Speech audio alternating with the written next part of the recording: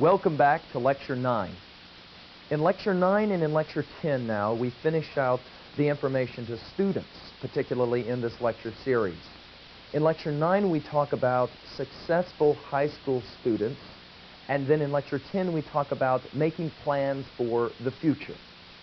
In this lecture, we want to talk about how to be a complete or a well-rounded high school student.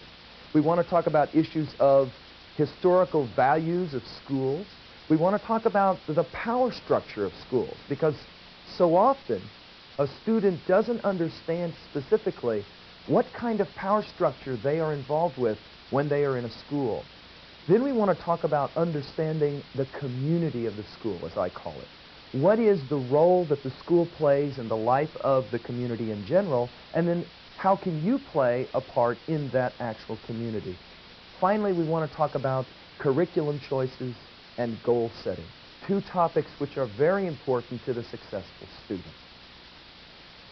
Okay, let's talk for a few minutes about what schools are for, because I fear that often students are never asked this question. I find oftentimes students never consider this question. They will enter schools and they will go through years of education without ever really asking, why am I in school in the first place? When teachers are usually asked this question, of course, there's certain answers that they will give. When students are asked this question, there's certain answers that they will give. But before we get there, I want to pause for a moment and just address the issue of the historical value of schools. Originally, education was the domain of a pretty elite group of people in the United States. As a matter of fact, of course, maybe you know that the slaves in the South were not permitted to have any schooling. No reading, no writing instruction. I think the thing I want to point out here that's significant is that schools for everyone, education for all people within our democracy is a pretty radical concept. It really is. And it suggests that there is some element of hope based as an assumption on the whole project of American education. When teachers are asked why we would like for students to come to school, most teachers will respond that the most important thing about schooling obviously are studies and academics, the kinds of information that students receive while they're in school. Interestingly, when you ask students why they enjoy going to school, what's the number one most important reason they like to come to school, their answer, socialize. They enjoy being with their friends, and in fact, even students who say they hate school in May find themselves in June, if they're not in school because of summer break, saying, okay, I don't miss math class, but I certainly miss seeing my friends on a daily basis. We want to point out that schools will serve both functions. We don't want to downplay the social component of schools, and in this lecture, I want to talk about how important the social component of schools are. But of course, we as well want to think about the important academic or study components of school. Athletics for me, and I've used many athletic metaphors and word pictures in our lectures to this point, athletics for me is a wonderful place where academics and learning come together with the social component to energize a learner and a student. And I believe that athletics and other kinds of activities within schools are very important.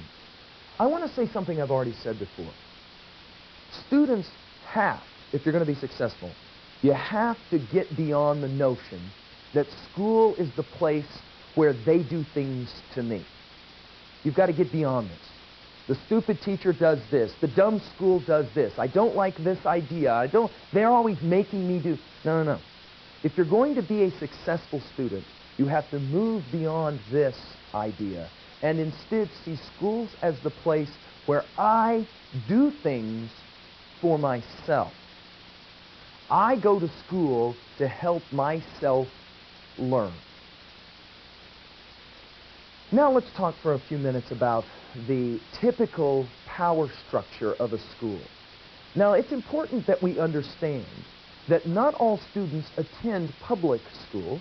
Some students will attend private schools or charter schools, and of course a large number of students will do their schooling other places, at home, at a church, And we want to make sure we understand that all of these are education and equally important. And we also want to understand that the learning experiences that I'm about to talk about will be significant in all of those domains. What I am about to talk about is a power structure, or what I call a power paradigm, which is extremely important to understand, especially if you are a student within the public system. Most students, I believe, don't have a real good grasp of the power structure within their school, and more especially how they are affected by it. Most students don't understand, I fear, that there are certain kinds of power structures that can be best represented by what I call the power pyramid of schools. As you look at that power pyramid, you will notice that first of all, students are at the base. They're the largest population, but in terms of power, they really do usually have the least power. Those above them are teachers, and the teachers, of course, are the ones in classroom who have the power within the classroom. But they don't have final power in schools. Above teachers are always administrators, and administrators' job is to make sure that the teachers within the building are in fact doing their job. But the administrators have power over them in the form of elected officials we call school board members. These school board members have been elected by parents, and therefore on the power pyramid, the parents are the ones who are at the top. The reason I point this out is that we need to understand what power we have as students and why it is almost never to our advantage to get into any kind of a power struggle or power fight with our teacher. 90% of the time, we won't win in situations like that. I've been in situations, for example, where I was observing a classroom, and there would be two students in the back of the room, and they would be trying to upset the teacher in some way by making comments and jesting. And finally, they got under the teacher's skin, and all of the other students said, "Oh, you really got him good." The truth is, the majority of the time in a classroom, you never really get a teacher good. The truth is, the teacher always has final say. Of course, one way they have final say is they're the ones who give grades in their class, and they could determine that maybe you have to retake a class. The reason I point this out is it is important to understand that teachers and students must work together. If you are in a class where a teacher and you are not maybe seeing eye to eye, and maybe you feel that the teacher and you don't completely understand each other, it's very important that you resolve these problems early on. You need to go, you need to set up a private meeting, you need to sit down with the instructor and say, "Look, I really do want to be a good student in your class. Maybe we got off on the wrong foot. I should have maybe not acted out in your class the way I did, and I want to apologize. I want to make sure you understand that my foremost reason for being here is to improve my own learning." If a student wants to promote change, he or she has to do it through the proper channels. I like to say it this way to students. It's far more important and yet difficult to be profound than it is to be profane. Students need to understand that if they really want to affect the community of the school and they want to promote change in the school, they need to do it the appropriate way. There are, of course, ways of acting out to try and allow for your opinions to be known, but I think there are better ways to do it. Now I want to talk briefly about the important players in the education of a student. When I talk with parents, as I will later on in lecture 10 and 11 and 12, I talk a lot about how we have to see learning for the student as being part of a team. And there really is a team approach here. The most important players in your education as a student, first of all, begins with your parents. They play the important role in early childhood raising. And of course, they support you through your high school years, or at least we hope that they support you through your high school years. Secondly, of course, teachers are very important because teachers provide the support and the help. And of course, you, the student, the third part of that triangle that makes up the team. It is, and this is what we want to point out here, your responsibility for your learning. In the end, you will work with your parents and you will work with your teachers to make sure that your learning takes place. What are schools and teachers really good for? School is the place you come to learn. This, I think, is at the heart of what I want to say about why you wake up in the morning and come to school. It is at school that you learn. how to connect new stuff to old stuff. It is at school that you want to see that environment promoting learning.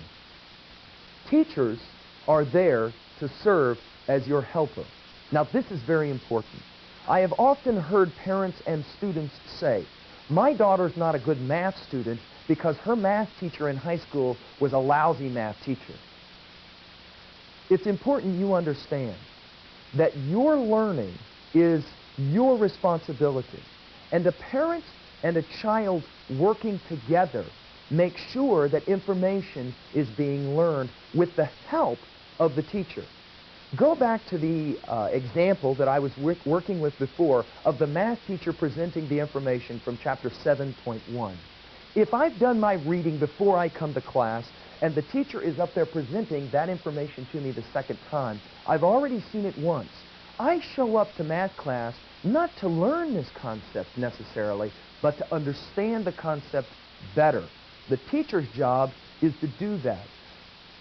As we enter into the next century, it's important we understand that schools are becoming more and more crowded with students who come from homes with less and less support. And therefore, oftentimes, teachers are being asked to do an inordinate amount of work with a large number of students. We have to be conscious that in the end, if learning doesn't take place, that we are in fact going to have to learn it ourselves. In classrooms, if it's not there, we have to do it on our own, which is to say, we may have to go find tutors, we may have to go find help. Finally, I would like to say this about the importance of education. If students are going to be useful citizens in America's democracy, they have to be willing to take up the mantle of their own learning and prepare to take their place in society, to be an active participant in society.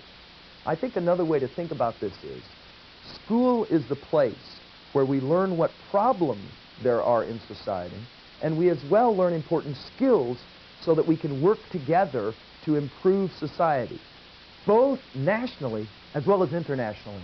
And of course, as we enter the next century, I can't emphasize this enough. What a student is doing in Milwaukee is important for the future of the relations between the United States and Korea. It's significant that we understand that there really is a global village in the next century, and it's important that we learn as students how to cooperate and get along. That also, of course, means we have to have skills. We have to be conversant with the technology that's coming. We have to know specifically how to learn, because the technology keeps changing all the time. Okay? I want to talk about now the community of the school particularly, and understanding the dynamics of that community. Now, for those students who are not actually attending school, they study somewhere else at home or other places, it's significant that you understand that you will want to make sure and always provide yourself with these experiences, whether you do it within the school context or not. These kinds of experiences and learning experiences are very important for you. School, I've already said, is the place where a student is given the opportunity to learn, to contribute to a community. And for some students, one of their major weaknesses, for example, is their shyness, their inability to kind of come out of their shell. And here, we want to make sure that we are doing this kind of thing and getting involved in the life of the community.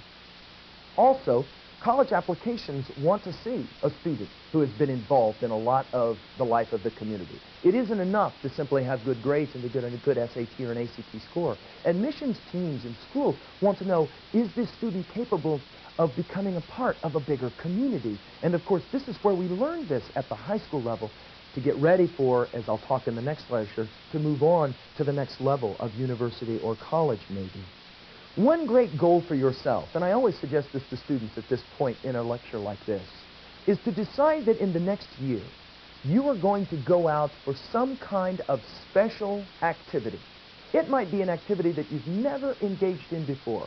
Go out and become a part of a club, or become a part of a drama program, or forensics program, or try out for a sport. Even if you're not that good at it, try out anyway. The experience will be very important for you. Now back, you'll remember to my bike story in first lecture, it's altogether possible that we didn't want to get on that bike when the training wheels came off because we knew we were going to fall and we knew that would be painful. Many of us have for too long not engaged in new activities because we were afraid of failure. Oh man, what if I try out for the swimming team and I get cut? See? But it's significant that we, within the life of the community of a school, participate and try. That is where some of our most important learning is going to take place. But there are some issues that we have to be aware of within the life and the community of the school. Because like in any community, there are going to be positives and there are going to be negatives, and we have to be conversant with both. The word picture that I like to use sometimes is a big barrel of crabs that I saw once as a child in a restaurant. And I saw a large barrel of crabs there, and every once in a while a crab would crawl on top of another crab and try and get out. And they would get right up over the edge and were grabbing hold, and it looked as if they were going to get out when someone down below reached up, grabbed them, and yanked them back down. This is a working word picture for me because I find often that students in the schools where I teach often aspire to do something great, and the moment that they speak about it, there are others that will maybe try and drag them back down. I think that we have to make sure that we are not influenced negatively by those people who say it can't be done. Look, our American history is a remarkable history of individuals who refused to be drugged back down into the bucket by other crabs, if you will. And we have to be conscious that if I say, I've decided I'm going to college in 2 years and that's why I'm starting to do my homework, and the people that I hang out with as my friends begin to make fun of me and laugh at me, it's altogether possible the real fear they have is that your success will make them look bad or feel bad, which may be the reason that they're trying to keep you from not going on and aspire to greatness. You have to make a choice, which is simply, are you going to go ahead and aspire and dream and then do, or are you going to allow for others to pull you down? I think the other thing, obviously, that's of importance here is the issue of drug use in schools. It is, of course, been said over and over that a student should make sure that they try not to do drugs. But the challenge here is to understand that students really do care about academic success. Oftentimes, they will turn to drugs simply because they have no other answer. They feel as if life for them is over and they need some way to try to escape. Look, there is no way you can be a successful student and do drugs. Even if for a short period of time you are successful in balancing those two things, ultimately it will get you every time. And there are stories, of course, upon stories that we could bring in to validate what I've just said. Now to this issue of cheating, because it's an important one. Anytime we start talking about the school community and academics, the issue of personal integrity and cheating comes up. I have already said several times, the student, as I defined them early on, who is conscious of their academic weaknesses and then want to work on them. The student or the warrior and the scholar will always see honesty as the most important part of his or her life. I think the other thing that's of importance is to understand that we never hurt our teacher necessarily, and really our colleagues as much when we're cheating. The primary person we're cheating is ourselves. Because you see, what we're really doing when we're cheating is not providing ourselves the opportunity to know if we've learned or if we haven't learned. You see, that's what an exam is for. If we do our learning journals correctly, we want an exam to tell us, do I understand this concept in physics? Do I understand this language very well? And I want the exam to be able to tell me if I exam prepped correctly. I think the most important thing to understand about cheating is that grades are not the determiner of success. I've had students who had to return to me years later and confess that they got an A in my class, but the way they did it was cheating. Interestingly, they were the ones who had lost sleep over this, not me. And I want to point out here, if all we're driven by is to receive grades in classes, we might be driven to cheat at some point. But if we take the proper approach and say, learning is more important than anything for me, we will find ourselves never cheating because all we're doing is cheating ourselves. I want to talk for a few minutes now about curriculum choices, and particularly about the kinds of curriculum choices that a student needs to make as they start to set goals for themselves. There's several important issues for curriculum setting. You want to take a curriculum that will help you be a well-rounded student. This is significant because too often students will say, I really like science, but I really don't like much in the humanities. And so they will find themselves taking lots and lots of sciences and maths, and very few of the humanities, reading, writing, only to discover at university that they have to do a tremendous amount of reading and writing outside of the maths and sciences to receive their degree. We want to make sure that we are reading and writing in a variety of subject or curriculum areas. We want to be sure, of course, in the early years of high school especially, if we're college bound, that we are taking lots of sciences and math to prepare for the SAT, ACT, because these tests, of course, will test our understanding and learning in all of the major areas. We also, of course, want to make sure that we take classes in some of those sometimes lesser populated courses, the arts, music, drama, and, of course, a foreign language. By the junior year, we want to have identified what for us are primary academic weaknesses. If you are a junior watching this lecture series now, I'd strongly recommend this of you, that you sit down and ask yourself seriously, what are my major academic weaknesses? And then what classes do I need to take to somehow solve those academic weaknesses? Look, if algebra is something for you as a junior that you're really afraid of, you need to be in an algebra class within the next 2 or 3 semesters. We address academic weaknesses and we will attack them. We don't cower from them in fear. Back to the bike example. One of the most important things for us as we start to think about curriculum is goal setting. We want to set long-term goals for ourselves that are about 1 year away in reality. For example, graduating from high school. We want to have these goals as long-term goals, and we want to set them down, and we want to talk about them with people, especially the significant people in our home. We want to tell our moms or our dads, this is my goal 2 years out. This is what I want to do. And they, in turn, can help to remind us. We want to talk about short-term goals as well, because those are obviously things that we want to accomplish to get us there. Too often, students will concentrate on a long-term goal, like graduating from high school, but they will miss the important short-term goals of week by week, month by month that get us there. And so we want to list our short-term goals that we will accomplish within the next year. We want to make sure that our goals are several things. One, attainable. We want them to be realistic, and we want them written down, as I've already said. One of the biggest mistakes, as I've already said, is that students oftentimes will write down goals only to forget them later. For those of us who have ever written down New Year's resolutions only to find ourselves in late February not even able to remember what they were for us, this is one of the reasons. I recommend, back to that lecture that I gave on study area, I recommend that you write down your long-term and your short-term goals and put them on your wall above your study area. Look at them every night when you sit down to do your homework. What is it for you that you wish to accomplish? And remind yourself. We need to be sure that we set our goals with the short-term goals directing us towards the fulfillment of the long-term goals. In other words, if I want to graduate from high school, which is a good long-term goal, I need short-term goals, for example, like averaging Bs in my classes for the next 2 years. The other component here is making sure that we are able to reward ourselves. We want to make sure that we understand that if we're going to set a goal, we have to have a payoff. For most of us, we go to work because they provide some kind of rewards. That's not always payment, by the way. Many of us enjoy our work simply because it gives us the act of fulfilling what is for us a wonderful thing to do. But we want to make sure and understand that anytime we have a long-term or a short-term goal, we have to have some way to say, I've done it, and now I reward myself. We want to set our short-term goals with some kind of small reward in mind.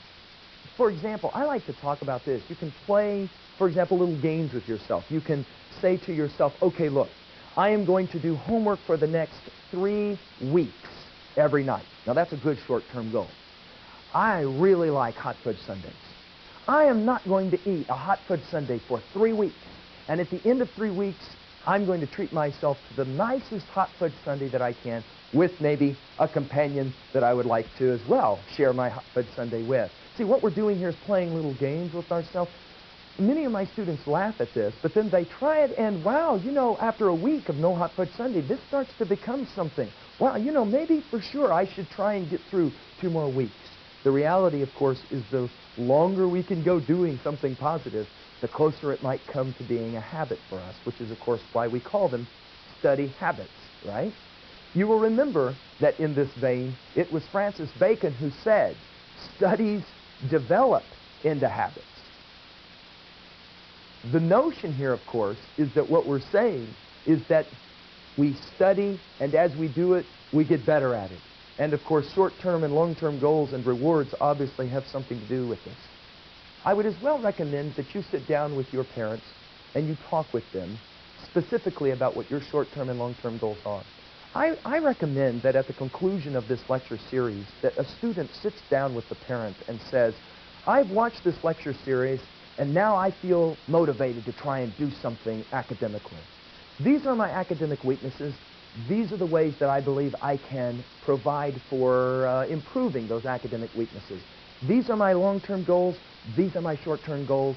I need your help and support. Most parents are going to say, oh, honey, let's go to work. I am so pleased. And then together, back to the team concept, you can sit down with teachers and you can work together to make sure that your dreams, your academic dreams, are reality. Of course, as we know from the ancient Chinese passages, a journey of 1,000 miles begins with the first step. Sometimes students think to themselves in their late junior year, I am such a terrible student. I have done poorly for so long. There is no way that I could ever make up for it. I might as well just give up. The reality is, if we accept our academic weaknesses, we can begin today to try to improve on them. This is my challenge to you. Now, in the final few minutes remaining to me, I want to spend a little time talking specifically with a group of students that are very important within the academic life and the social life community of the school, athletes. I want to talk with you just for a few moments about an approach to using your athletics as a means of learning that many students that I have worked with, student athletes, are employing, and we call this athletic training journals. The idea here is simply this. We always want to focus when we are in athletic training, and we believe that we can use our writing to help us do this. So we have 3 stages that I'll quickly outline of the athletic training journals. First, we have what we will do before we come to the training session. We will sit down and write for at least 10 minutes, jam writing here, for at least 10 minutes, asking ourselves, what specifically, and I would underscore that word, what specifically do I want to accomplish in my athletic training for the next 2 hours, specifically? And then I go to my athletic training session. Every athlete knows what it's like to be in the middle of a long practice and find one's mind wandering, one's focus being lost. Every athlete knows this. Good athletes are the athletes who are capable of focusing, concentrating, and making sure that they know why they're training. When an athlete finds their mind wandering using athletic training journals, they simply pause for a moment and reflect on what they wrote before they came into the training session. What was it specifically I wanted to accomplish during this training session? And they remind themselves every time they find their mind wandering. Then, number 3, after the training session, athletes oftentimes, after a bad training session, have the tendency to really beat up on themselves. Oh man, it was a terrible practice. I did terrible today in wrestling. My recommendation is this. In the 3rd stage of athletic training journals, sit down for a few minutes as quickly after the training session as you can and try to write down at least one positive thing you did during the training session. And then after you have reflected on the positive thing, ask yourself constructively, what are the things that I need to do for the next training session? And write for 10 minutes. Obviously, before the next training session, you may want to go back and read what you wrote there in that last point of the training session and ask yourself, what exactly was it that I really didn't focus on last time? What can I focus on now? Now look, this athletic training journals is being employed by a lot of the students that I instruct with great success. They like to do this kind of writing before they, for example, get off the bus before a major game. And then after the game, before they do anything else, they like to sit down and ask themselves in their writing, what specifically did I do? One of the key, powerful reasons we do this is that 3 weeks into a season, we can look back and read our journals, and we can make sure that we have some kind of idea of our growth. In other words, how am I learning through my athletics? And isn't that what school is all about? Learning. This is why we play basketball and football and swim. This is why we become involved in the community of the school.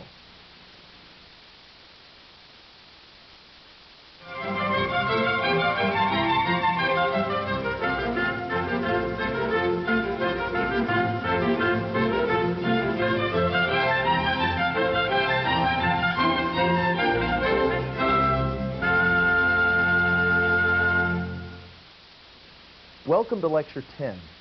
In Lecture 9, we talked about the life of the school, the community of the school, and becoming involved in that community, ways to be successful while you are in school. In this lecture now, what we want to do is turn specifically to the issues of what happens after high school. What specifically are the options available to a student after high school? And what kinds of concerns should one be thinking about as one looks at those options? In other words, what types of things can I do, and how should I begin to prepare to do those very things? Finally, we want to talk about university admissions, because so many students do decide to go on to college or university. And how do I get into the school of my choice? We will talk for a few minutes about that. And then finally, we want to wrap up all 10 of our lectures with students together and make sure that we leave these lectures with some ambition and motivation to go on and do great things in our studies. First, I want to talk about what, for me anyway, I see as the primary issues of post-high school success. I think that the most important thing to point out is that too often students focus on what it is they need to do after high school. I like to bring students back, however, to this topic. It's more important to consider who you are as you leave high school. If you have learned how to learn throughout school, you will have a good work ethic. If you have a good work ethic, you will be successful regardless of the kinds of things that you decide to do. Of course, the other truth here, and I hope that this is a relief to many of you, you don't have to have your life planned out entirely at this point in your life. There are, of course, many students who come into 7th grade already knowing they're going to be MDs. But truthfully, there are not that many students. And in fact, we know that students who go on to university and declare a major will change that major sometimes several times before their junior year. So if you are sitting there now watching saying, I have no idea what I'm going to do after high school, it's okay. The real thing I think I'm trying to say here is, if you have acquired a good learning attitude, and you understand that learning demands work and training, then you are on the road to academic and personal success. And you will, in fact, then be able to make decisions after high school that are positive ones. I think the other thing we say here is that the more you know, the better you do as you start thinking about where you can go. And this is significant because I will point out in a moment that often students will decide that they will go to college, not because they want to go to college, but because they're not familiar there are any other options available for them. This, I believe, is a mistake. Let's talk for a few minutes about specifically what the options are that are available for you. And to begin with, I have to pick up on something I was saying last lecture. Only now I'm going to say it a little bit differently. We asked in the last lecture, what are schools really for? And we gave several reasons or definitions for schools. I want to suggest now that there is a formula that I teach to my high school students to help them understand, especially my freshmen in high school, specifically just what it is that high school is for. High school is 4 years to prepare for 40 years. Now think about that. High school is the place where we prepare 4 years for 40 years that are coming. In other words, high school is the place where we learn how to learn. High school is the place where we begin to acquire basic skills and habits and attitudes, which then will lead us through the rest of our lives. Obviously, we have no way to predict the future. We have no way to know if specifically we're going to go to school right out of school. There are countless stories of students who are accepted to the college of their dreams only to find out for any number of reasons, health reasons, personal reasons, money reasons, they can't go. And then they have to reevaluate after high school. So the real challenge for us as we think about high school is to see this as a preparation stage. I have to say this because too many high school students rush through their 4 years. They say, I've got to get out of high school, I've got to get out of high school, and their primary focus is that, getting out. They never consider, what are you going to do afterwards? There's, of course, always or almost always a feeling of euphoria on graduation night when a student has finally made it and achieved the goal. But then June and July comes, and many students, and you may be one of them as you're sitting there watching it, you will remember, or you are experiencing this feeling now, feeling somewhat of a letdown after graduation. And the reality is, if school is the decision that's made, I have to turn around and do it all over again. I think that's why it's significant, as I pointed out earlier, that we not see school as the place where they do things to me, but where I do things for myself. If you saw, or you see, high school as the place where they do things to me, you're going to move on to university or college, and you may take that same mentality. You're going to move on maybe to work, and you're going to have that same attitude. And you will continue to see your boss as simply the nasty person who does things to you, instead of your work as the place where you can express yourself and grow for yourself. There are, basically speaking, 2 options or 3 options available for the student after high school. If we were to categorize them into 2, we would simply say that after high school, you can either work and immediately enter the workforce, or you can go on to some kind of educational preparation. Now, there's a 3rd kind of option that we will talk about here, the military option, which I really believe is an educational option.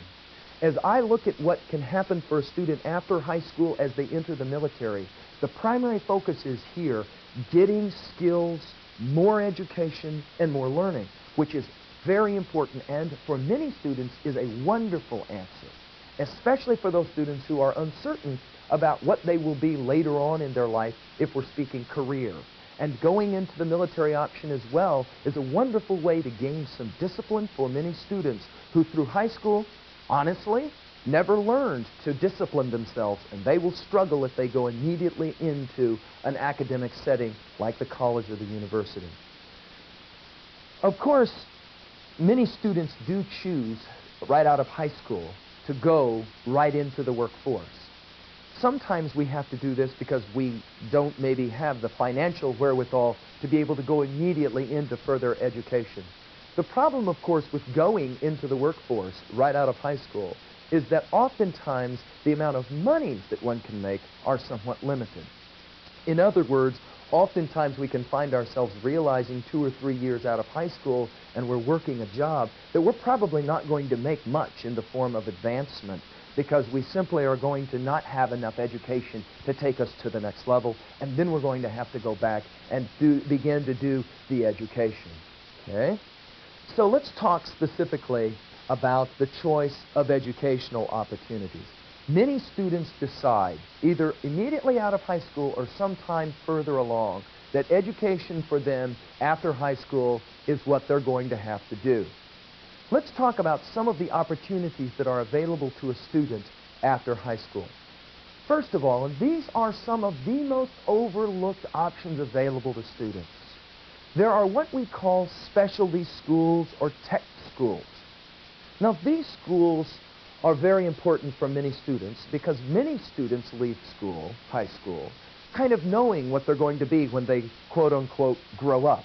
In other words, they already have an idea that they are going to work on airplanes, or they are going to work on refrigerators, or they are going to be computer technicians, and they already know this. So the challenge for them is the quickest kind of education possible to get them immediately into the workforce, because they know that the longer they're out of the workforce, the longer they have to wait to make any kind of money.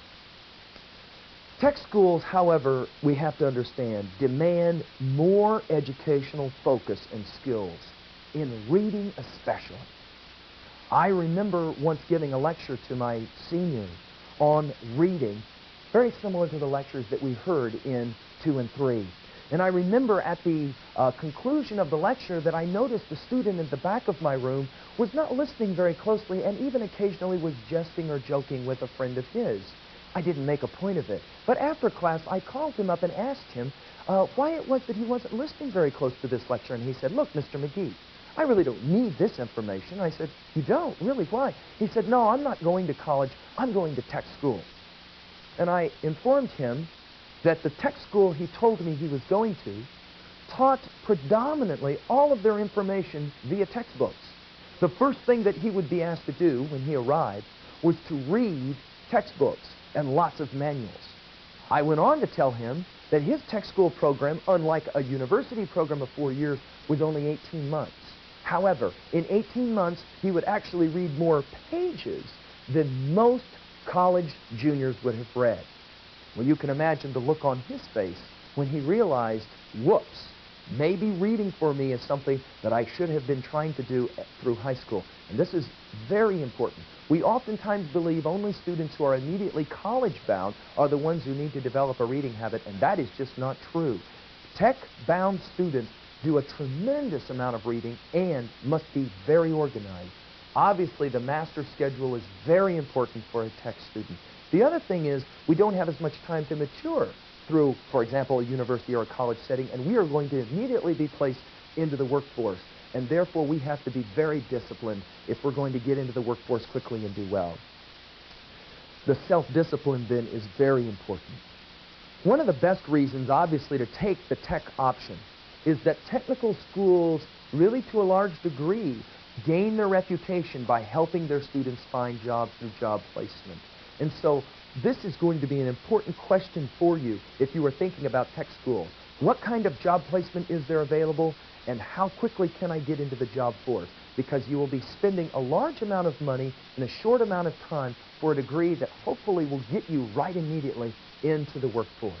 Tech schools are for serious students who understand that they are spending a large amount of money to prepare for the workforce immediately.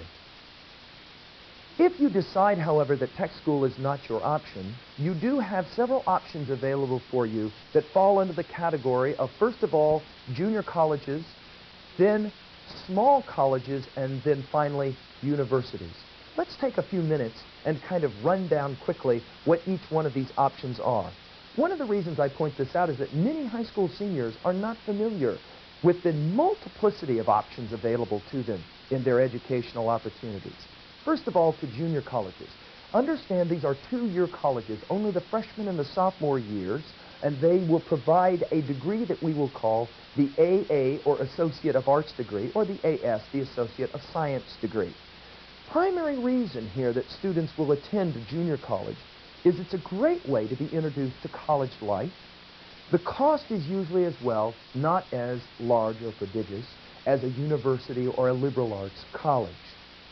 If you as well have struggled through your learning, maybe you are a senior watching this tape series for the first time and you have decided, wow, maybe I should really start getting more serious about my studies, this might be a good option for you, because as you enter junior college, you can begin to acquire some of the discipline, skills that you are wanting to make sure that you can be the best student you can be as you move on to the college university. Since the first 2 years are primarily just introductory courses anyway, going to a junior college is for many students a great idea, because then they can do what we call transfer their credits onto a college, onto a university, and then they can go right on into their career goals. They don't usually have to declare a major then until their late sophomore, early junior year. There are 4-year college options available. The first of these are the smaller, what we call liberal arts colleges. Let's talk for a few minutes about these kinds of colleges. These colleges offer a general course of study. Usually as well, these schools are smaller in size, which makes them often a little more intimate. And if you come from a smaller, very close-knit family, and you are maybe a little worried about sitting in a lecture course of 500 students, then maybe for you going to a smaller school like a liberal arts college is a good idea. Because here you are able to maybe kind of work, grow some relationships, and kind of find yourself within the community of a smaller liberal arts college. Many students here as well will go because they are assured that they will see full professors lecturing these courses. The university, on the other hand, is a 4-year program that is much larger. The thing that makes a university, the graduate programs that are available. Graduate programs will obviously mean that there are going to be graduate students who often are teaching the very courses that freshmen and sophomores will take. This sometimes is a cause of some concern for parents and students who will pay large amounts of money only to be instructed by not full professors, but students who hope someday to be professors. They are working, if you will, on graduate degrees like a PhD. There is, however, I would want to point out, because I myself have been one of these instructors, there is good reason, however, to maybe be excited that your son or daughter, or that you, could in fact be instructed by one of these up-and-coming young professors. They are always involved in the research, and they are the ones, in fact, often doing the research, and they can be dynamic teachers. But you need to be aware that when you are going to a university, you are going to a much larger, usually, campus. You are going to have many more options available to you. And if, in fact, you're kind of overwhelmed by the possibility of all the choices, sometimes a university might not be the place that you would want to start out. Now, the thing we want to point out here is that there are lots of different levels of education within each one of these categories as I've outlined them. You will want to check a good guide. For example, the U.S. News and World Report College Guide is a good one, because what we'll see here is that different colleges can be categorized in different levels. And of course, our top universities will demand that you obviously pay more money, and as well, of course, will be much more selective and competitive.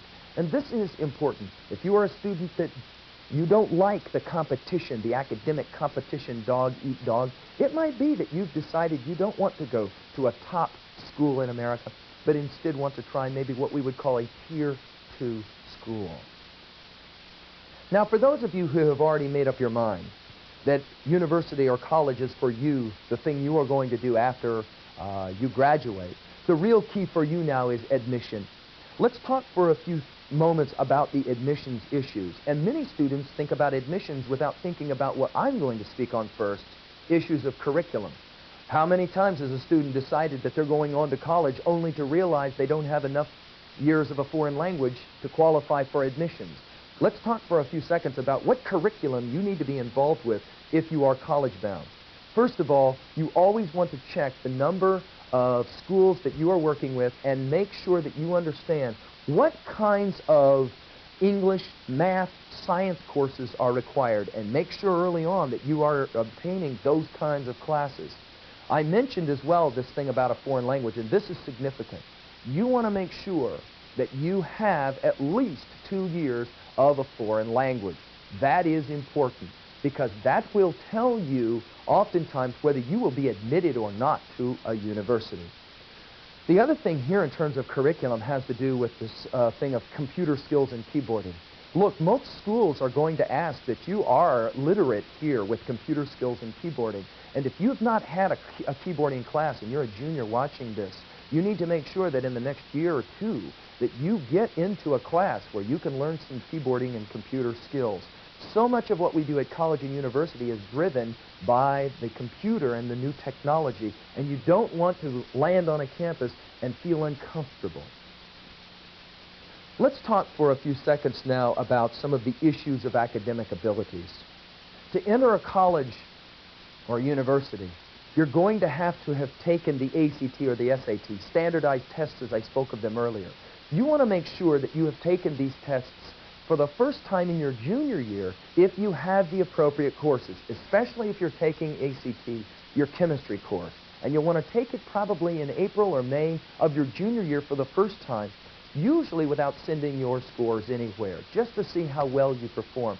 Then obviously in your senior year, you'll want to retake these tests. And I always recommend to students that they do take the test more than one time. You need to understand whether the college or university you're applying to demands an SAT or an ACT, or if they will simply accept either one. This is important because the tests are quite different.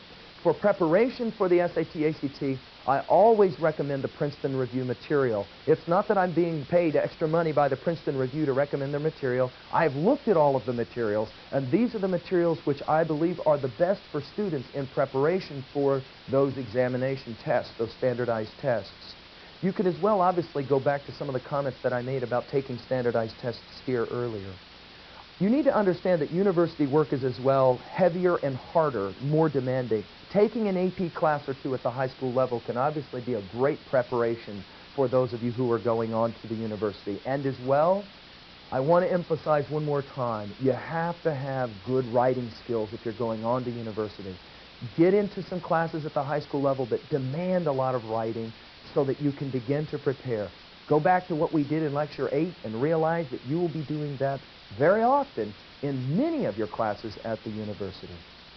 Finally, I want to talk about college admissions as it relates to financial considerations, and this for many students is of course one of the big ones. How much does it cost, and how am I going to come up with it? Often I will talk with seniors, and they will tell me after high school they know where they're going. They are going on to college, and my immediate question is, how are you going to pay for it? And they will look at me as if they haven't really thought too much about it.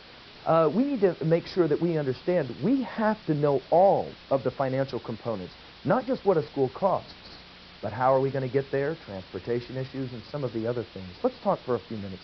First of all, as I've been saying over and over, good students plan. And this is what, of course, is demanded here. You need to be planning for your college admissions financially as early as possible. Of course, sitting down with your folks, as I was saying earlier, talking with your mom or your father or whoever you live with and saying, these are my plans, I really want to do this, now how can we get there? Make the financial plans a team project.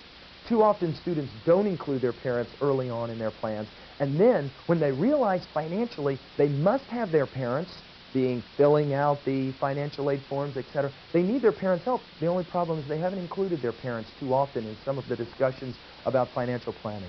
So make sure that you do that. You need to understand as well that the average cost of college is oftentimes somewhat ambiguous because there's all kinds of extraneous types of figures that don't show up in the initial costs. For example, if I am living in California and decide to go to school in Ohio, there are transportation costs over 4 years that are alone transportation costs are going to cost more than, for example, many of the junior colleges would cost for the entire 2 years. So we need to understand that issues such as transportation, issues such as books, the average cost of books in a class might be higher than you would imagine, especially if you're taking heavy maths and science courses with books that have large numbers of pages and lots of illustrations. We want to make sure that, again, we have involved ourselves in a team that might include a financial planner as well. Questions, for example, of a student who has spent a tremendous amount of time working to save up a lot of money, and the question is, how do I want to make sure that that money doesn't penalize me? A student who has worked from the time they are a ninth grader, who has accumulated some money in a bank account, might find that they can receive no college scholarships because they already have money in their bank account. Financial planners will give counsel and help to the family and to the student about ways to make sure that you are planning appropriately for your financial future. The key really here is to spend as little money as possible in the first 4 years of school, because as the trend continues, further education is demanded even in the post-college era. So you're going to have to go on maybe to more graduate school, you might have to go off to law school, you might have to go to med school, you might have to go ahead and get a business degree of some kind or another afterwards, and we try to keep the costs of college as low as possible in the early years. This is the reason why more students are selecting a junior college for the first 2 years. It is cheaper for them to go to a junior college. They can do it closer to home, maybe even living at home, so that their costs of dormitory life are nil, and then they can save that money and go then to the college of choice in the junior year. Okay? Okay, let's wrap this up.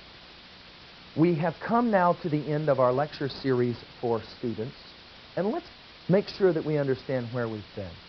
When you started watching this series, we began with a brief story that I want to end with, because you'll remember that we began with a story about a student that I named as John, who sat down with his parents at the end of the first 9 weeks of college and had decided he was going to go ahead and drop out. The parents were upset and angered by this decision on the part of the student I named John.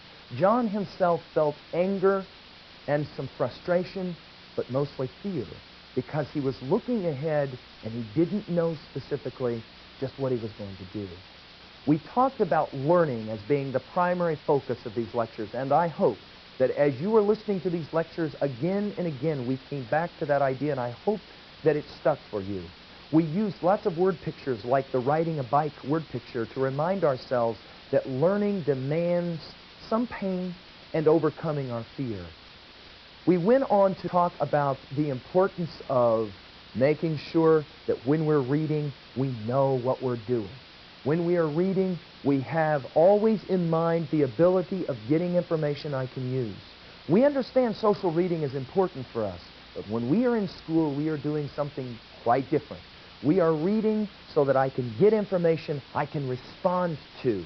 Academic reading then led us to the consideration of the Learning Journals approach. The Learning Journals approach works if you will allow it to work for you, but it takes time and you have to be patient with yourself. You want to read before you come to class. You need to make sure that you will never show up to class without having already introduced the concept to yourself before you arrive, so that as the instructor begins to provide the information, your note-taking then will always be looking for matching information, information you've already seen or heard once in the textbook, or new information.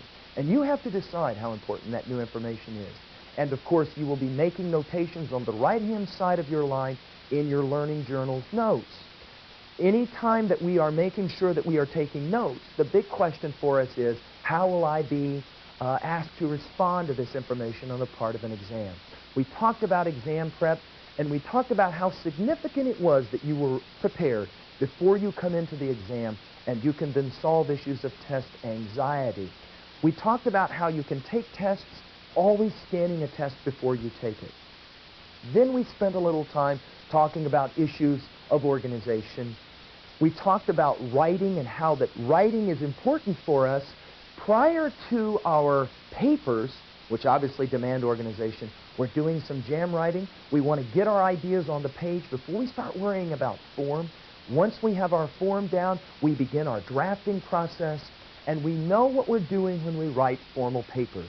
We create a thesis, and we create points of validation. We can, as Anna did in Lecture 8, get external validation, and we can cite appropriately. Master schedules, of course, are the key to all of this taking place.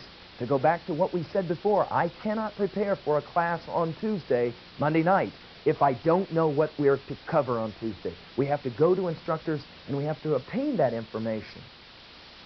Finally, there are issues that demand that we become involved in the life of the school. It's possible that maybe you decide, you know, I've spent too much time with my studies and not enough time in the life of the school. I need to get involved, and I think that's what I'm going to do. The other, of course, thing for us is to plan accordingly. We have to look ahead to the future. We have to ask ourselves, where will I be in 5 years?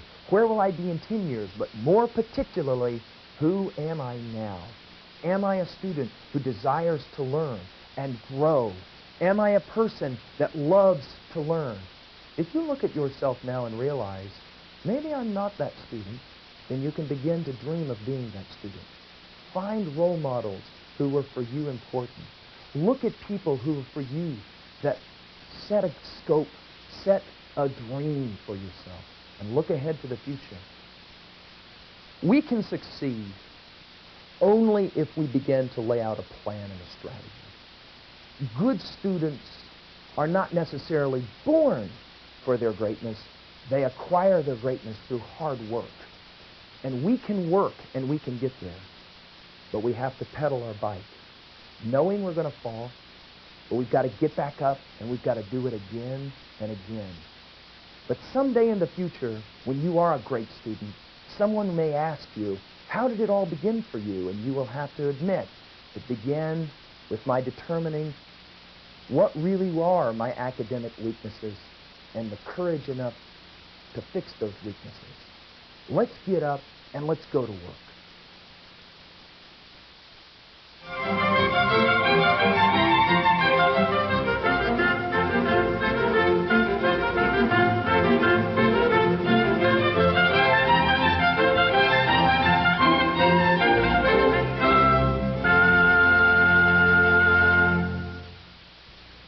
Hello, and welcome to Superstar Student Lecture 11 and 12.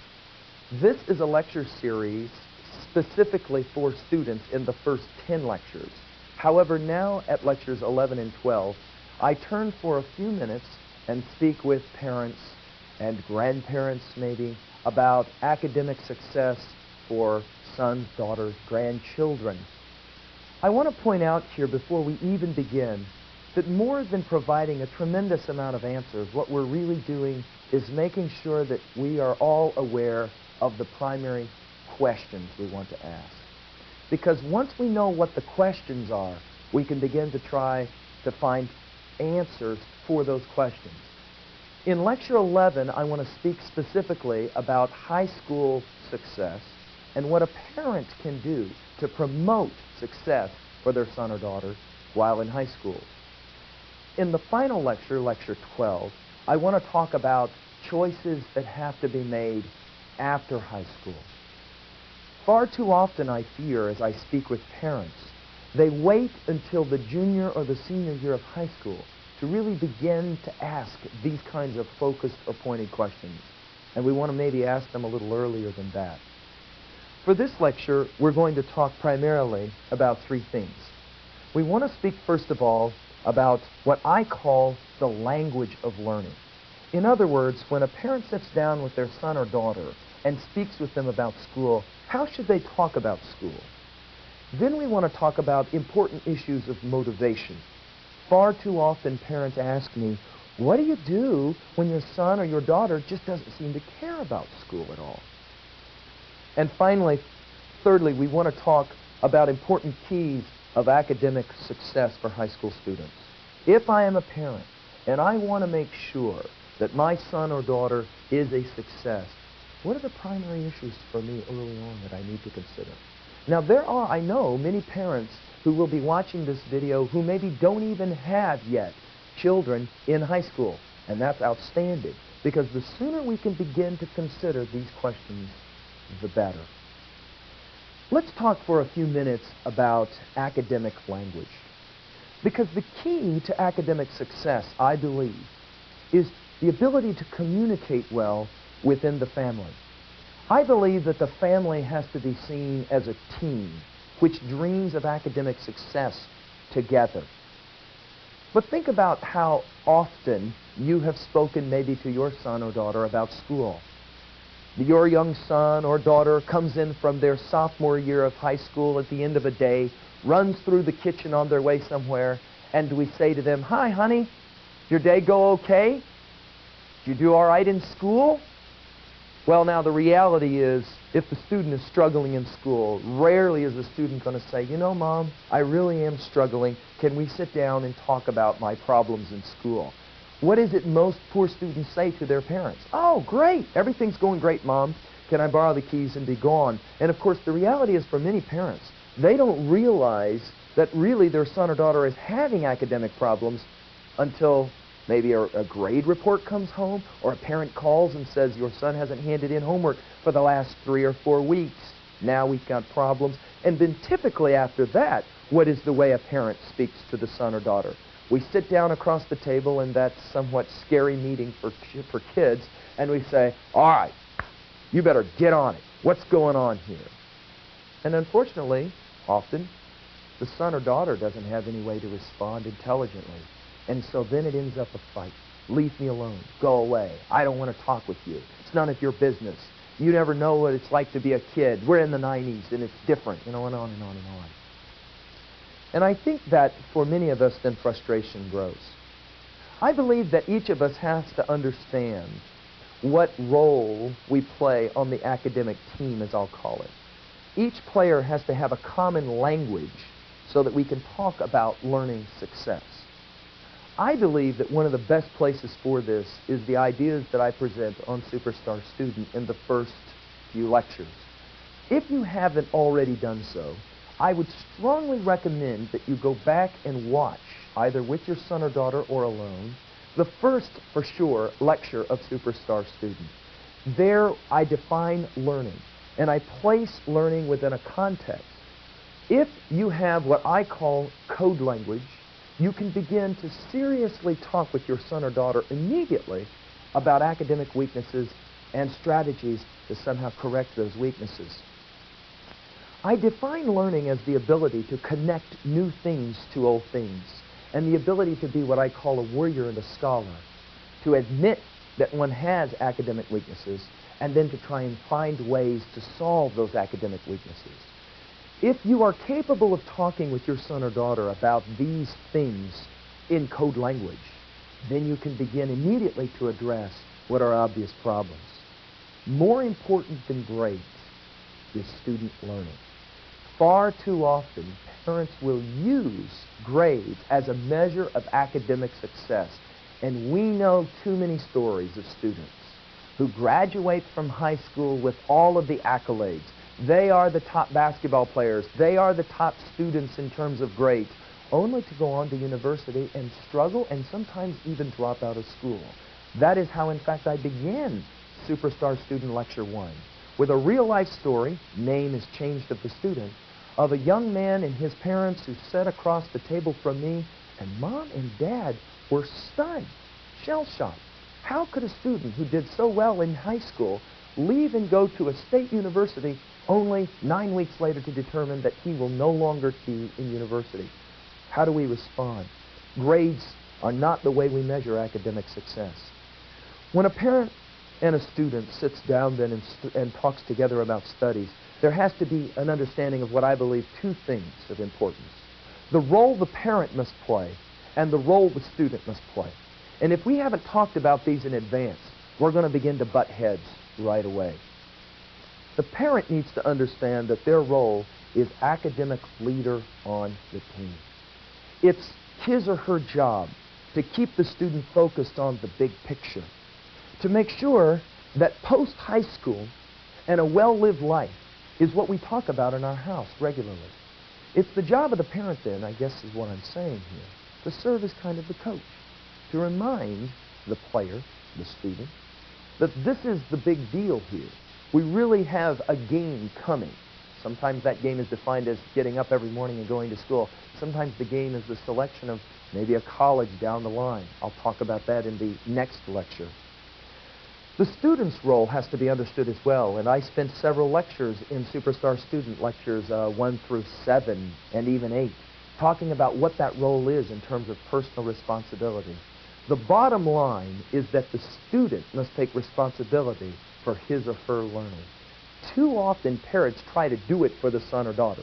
I am familiar, for example, with mothers who will write their papers for their sons or daughters because their sons or daughters are too busy and are out on a sporting outing. The reality here is your son, your daughter has to do the academic work. We don't want to cripple our children by allowing them to believe that we will always be there for them later in life when the going gets tough to do it for them. The way I like to talk about the relationship or the interplay between the role of parent and student is in a story that I used in the first lecture of Superstar Student, How to Ride a Bike. When we taught, if we taught, our son or daughter how to ride a bike, we had to help them overcome a tremendous amount of fear because they were afraid they were going to fall and feel pain. Nothing has changed as they enter high school and begin to consider their possible university experiences afterward. If we could understand that for our sons and our daughters there is a tremendous amount of fear because they are afraid of the pain. They are unsure. The way I like to think about this is we have to generate and help create what I call academic confidence. And it's important that we understand you cannot give your son or daughter academic confidence It must be earned. You can't give your son or daughter the ability to say, I'm going into a new project and I'm going to do well. The only way that happens is for them to go through the process of falling off of the bike, getting back on it, and learning how to ride. And that makes sense for those of us who taught our son or daughter how to, for example, do an athletic sport of some kind or another. I mean, there was a day when they couldn't catch that baseball, and they kept dropping it, and they had to go through the frustration of dropping it and catching it and dropping it and catching it and on until finally they got it. This is what we're looking for in our academic success as well. We have to know that a student is going to suffer defeat and failure. And if we push too much simply success and do not emphasize the importance of failure, we may find our student or our young person withdrawing. They don't want to talk about grades because they got a B instead of an A. If, on the other hand, we focus on learning, the primary question is, what did you learn in math today? The parent then serves, as I have said, as a coach, motivator, a leader. But the question always comes up, what do you do when a son or a daughter is not motivated? See, I believe that academic success for our children involves two components. One, we have to have some motivation there. Two, there has to be some kind of an approach. In Superstar Student, in the first lectures of that video series, I tried to first of all motivate a son or daughter to think about being a good student, and then secondly talk about the importance of a method or approach. Too often we reverse these. We say to students, you should be doing this, this, this, and this in a method, without ever realizing no student's ever going to employ a method if they do not, first of all, have some reason or motivation to employ the method.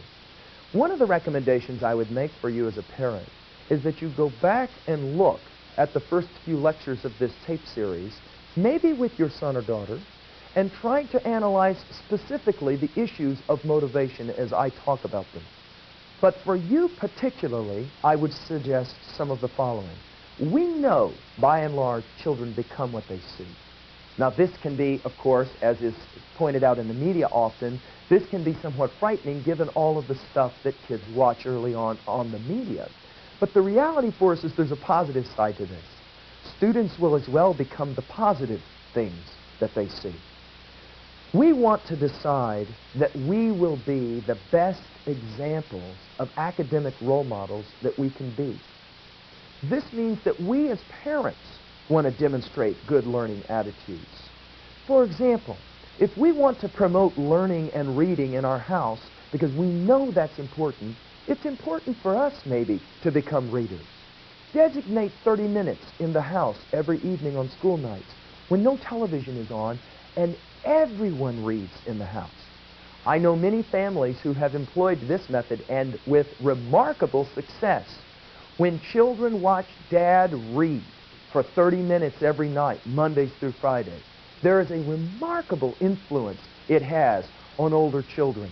I have known families who did this so that their junior in high school would begin to do more reading and homework at night, only to discover that their second and third grader was doing more reading as well, because all of a sudden, all of the older people in the house were reading, and that is significant. In other words, we want to create a climate of family of learners in our homes. The more people who are participating in the learning, we begin to see it all as a team. Obviously, the other thing here is to talk about important ideas in our family. Use time together as learning experiences. Evening dinner when we're all sitting together, talk about important issues that are happening in the world. Understand that our children are very sophisticated in many, many ways. They are capable of entertaining political questions as things are happening. It's not that we turn off television entirely. We use the medium. Sit together and watch headline news and then talk about it with your sons and your daughters. Well, there is obviously the issues of dealing with children who are just completely unmotivated. What are we going to do with a son or a daughter who says, I've had enough of school and I hate it. I'm not going. There's several suggestions that I would make. First of all, patience. We want to make sure that we have enough patience to allow a young person to act out the way that we know that they're going to act out. I believe too often what happens is that we as parents maybe forget what we were like as kids. And the truth is we weren't often very motivated as well. And the other difficulty for many parents is they were motivated as well. And it's difficult for them to understand, how can it be that my son or daughter is a junior in high school and still is not considering anything about what they will do afterwards? They don't care whether they get a C in class. We have to have some patience. I think the other thing is we have to have some understanding here. That means maybe we have to consider, what are the real problems? Are there some learning disabilities here? I realize too often that maybe this tag phrase is used to allow students to escape from academic responsibility. I work in a public school where obviously that can happen.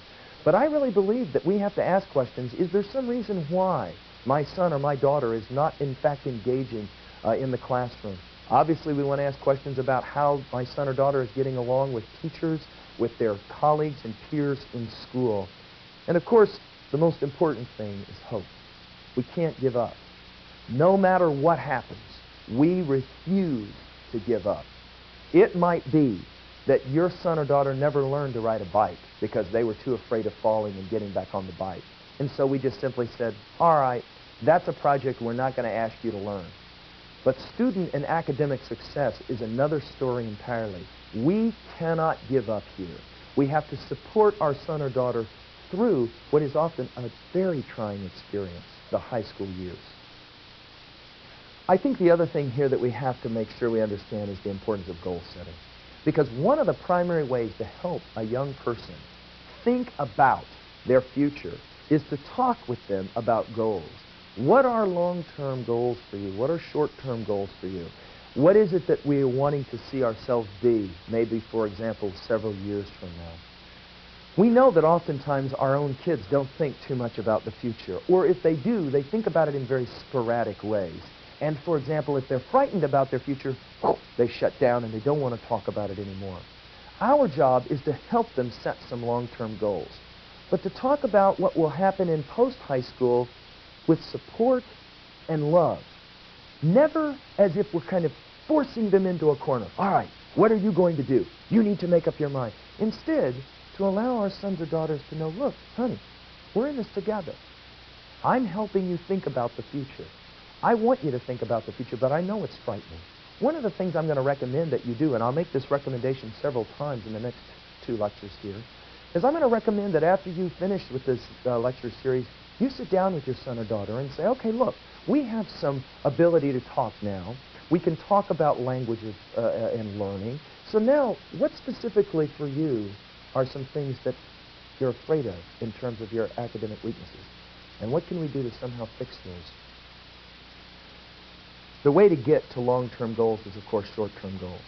And we want to make sure that we are really thinking about how we're going to provide short-term for our son or daughter to get there.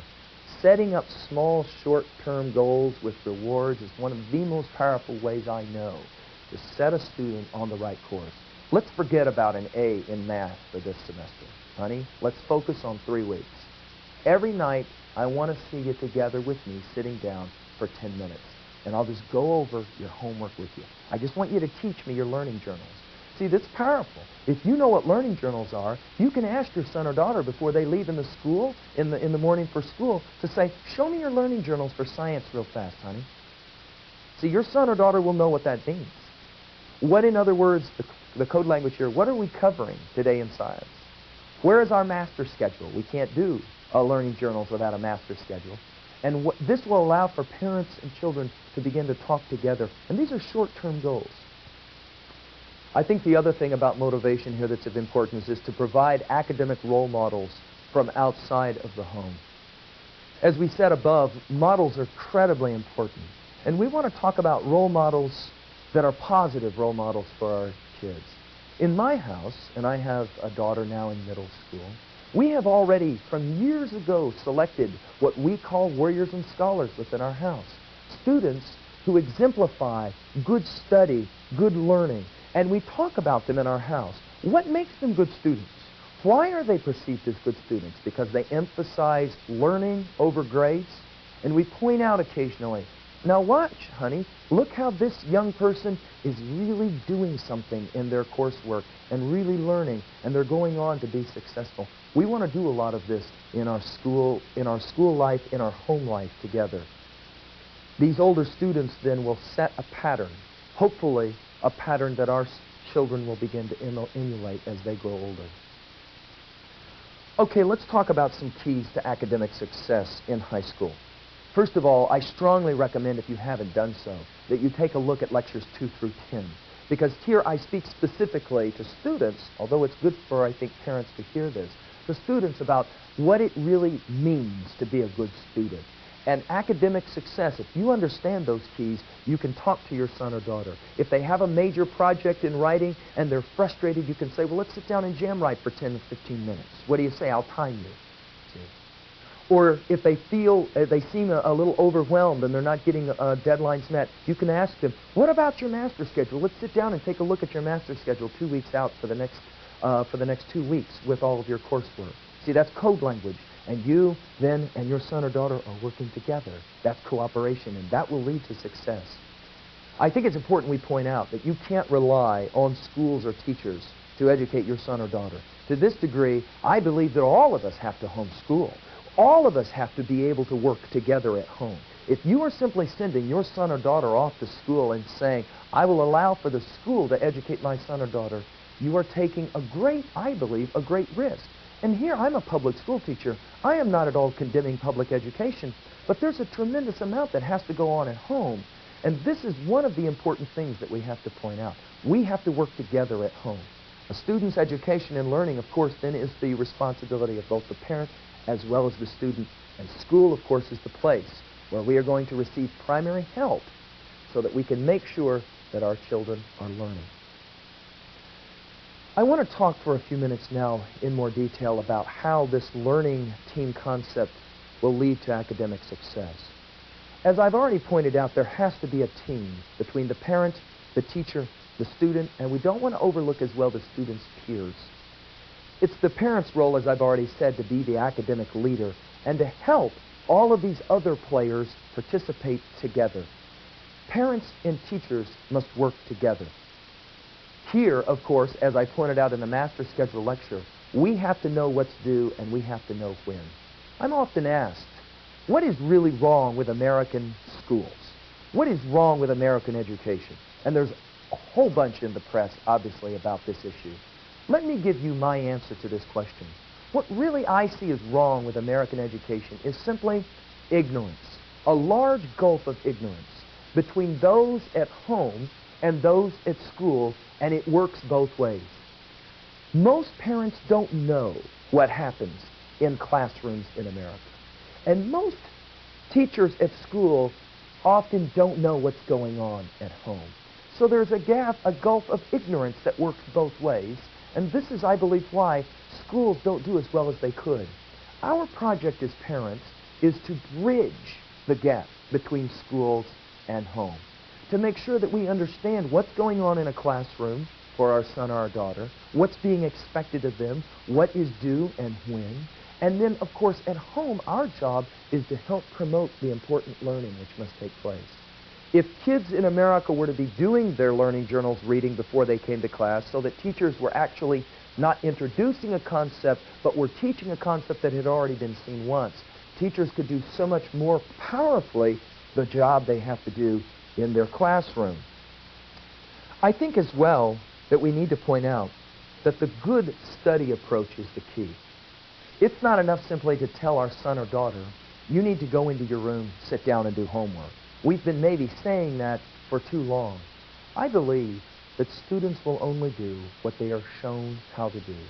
And students will only do well what they are shown how to do well. If we want our students to be really successful, we have to introduce them to an approach and then guide them through that approach. If you purchase Superstar Student and you anticipated that we would just throw this in the video and some 10 lectures later our son or daughter is going to wake up the next morning and be this outstanding student, then now is the time for us to have a reality check. There are no gimmicks. Regardless of what the infomercials might suggest, regardless of what books will try to promote in other videos, there really is no quick and fast way to get to that academic success. We have to take it one step at a time, and the approach is the key. My recommendation is to never allow your son or daughter to go to school and enter basic academic coursework without first of all having seen some of the concept before. This will allow for them to be able to hear the concept for the second time. Then when they're doing homework, they're hearing it for the third time. Now, obviously, that will be a primary way for you to be able to help them learn.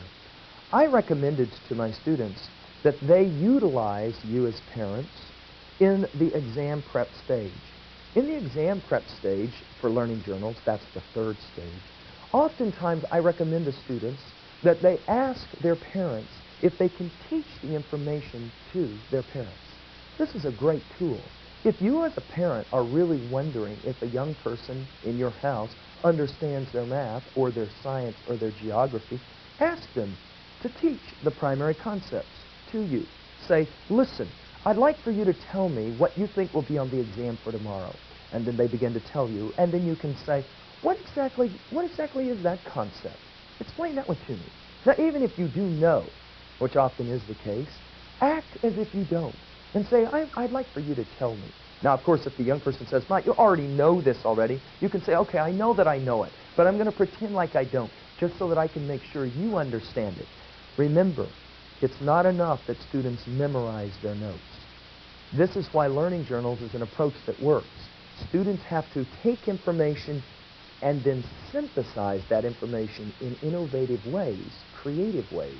Problem solving oftentimes is a key word here. Critical thinking we oftentimes speak of. What we want students to be able to do is A, know information, B, use information. You as a parent can play a dynamic role in helping remind your son or daughter, honey, it's not enough to simply memorize vocab words. Can you use the vocab in, for example, some sentences? So, lots of parents will take important vocab lists and they will draw words and they will have their special 5 words for the week and they will put them up somewhere. And everybody in the house has to use the words a few times every day. See what we're doing? We're reinforcing the concept that learning takes place all the time over a period of time. We're not going to turn into superstar students in 2-3 weeks. It doesn't work that way. Look, we didn't get to where we are if we're having academic deficiencies. We didn't get to where we are overnight. We're not going to solve our problems overnight. And we as parents especially have to be reminded of this. I remember once a parent came in to me and said, you know, my son or daughter isn't doing homework. And I said, isn't that great? They're acting just like a kid. And they were somewhat stunned by this. I said, I know very few students who naturally sit down to do their homework. Now, we have our son or daughter acting the way we would expect for them to act, a kid. Now, it's our job to be the adult and to say, what will it take to motivate my son or daughter to do it? Support, encouragement, love, and never giving up. Finally, I want to comment briefly on a few major issues of concern. I want to point out that the real key for parents is not what your son or daughter does, but more importantly, what your son or daughter is. If we emphasize too much, just simply grades, we may find ourselves believing our son or daughter is an outstanding student, only to discover later, wow, they really weren't the student we would hope that they would be. I think another thing of importance here is that we want to suggest that we can become overly optimistic or involved in the life of our students, and we can miss some of the academic deficiencies or weaknesses. And we want to make sure that we are asking real serious, concrete questions like, okay, honey, we know that you are really a powerful athlete, and we know that you're pretty good in math, but I want to talk with you for a while about your weaknesses in reading and in English. We need to make sure, in other words, that our student is well-rounded or complete. And I tried to outline some of that information in some of my earlier lectures. What does it mean to be really well-rounded? I want to say one more time that if you are at all interested in helping your son or daughter in academic success, they've got to become a reader. Now, we understand that the students today don't have to read to receive their primary information in their life often. But they have to do academic reading if they're going to get on past high school into their work life and into their university or college life. I will talk more in the next lecture about this, but it's incredibly important that you understand they have to be reading. The more your son or daughter can be reading from the earlier times, the better. Finally, we have to make sure that we want rewards for our students, for our children. We want to help them, and we want to make sure that the rewards will fit the goals. If it's a short-term goal, it can be a small reward, and a long-term goal, maybe a larger reward. Finally, there are issues that we would call social or peer issues. Sometimes we have to be careful walking a fine line here because we know our son or our daughter is associating with people I called earlier in a crab bucket who's going to try and pull your son or daughter down. Try not to ostracize your son or daughter away from yourself or make too many comments negatively about the people they associate with. Instead, begin to point out other role models for your son or daughter. Begin, of course, with yourself being a good role model. We want our children to succeed and be good students. We want them to be honest and courageous. We must begin, first of all, ourselves being honest and courageous. And sitting down with loving support with our children is the first step towards academic success.